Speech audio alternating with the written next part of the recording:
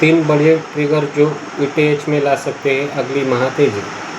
भले ही इथेरियम अगस्त 2025 के अपने सर्वकालिक उच्च स्तर 4,823 से 55% नीचे आ गया हो, लेकिन एक बड़ी तेजी के लिए मजबूत आधार चुपचाप तैयार हो रहा है।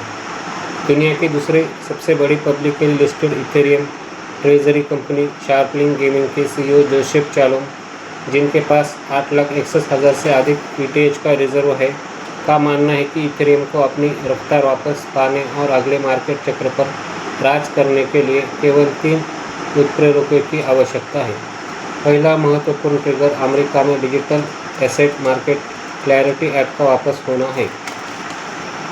हाल ही में अमेरिकी सीनेट का बैंकिंग समिति द्वारा भारी द्विदलीय समर्थन के साथ आगे बढ़ाए गए इस विधेयक की गूंज अमेरिकी सीईओ के पार तक सुनाई दे रही है। चालोम के अनुसार सियोल, हांगकांग, टोक्यो और सिंगापुर जैसे एशिया के प्रमुख वित्तीय केंद्र इस कानून पर पैनी नज़र रखे हैं। जैसे जैसे अमेरिका क्रिप्टो के प्रति अपनी पुरानी दुश्मनी को छोड़ रहा है, वैश्विक बाजारों को डिजिटल फाइनेंस के री-डॉलराइजेशन का डर सताने लगा है, जिससे अमेरिका इस क्षेत्र में फिर से ग्लोबल लीडर बन सकता है। दूसरा उत्प्रेरक व्यापक आर्थिक जोखिम क्षमता की वापसी पर निर्भर करता है।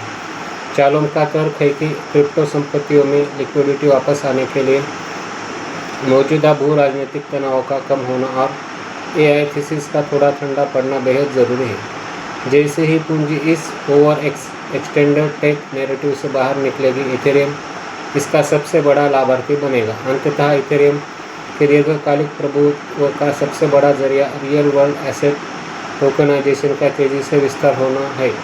हालांकि 2017 के बाद से ये सेक्टर धीरे धीरे 32 बिलियन तक बढ़ा है, लेकिन संस्थागत स्वीकार्यता अब सुपर स्पीड पकड़ रही है। जेपी मॉर्गन ने हाल ही में इथेरियम पर एक tokenized money market fund launch करने के लिए आवेदन किया है और फ्रैंकलिन टेम्परन ने ईटीएफ को ऑन चेन लाने के लिए ऑन्डो फाइनेंस के साथ साझेदारी की है।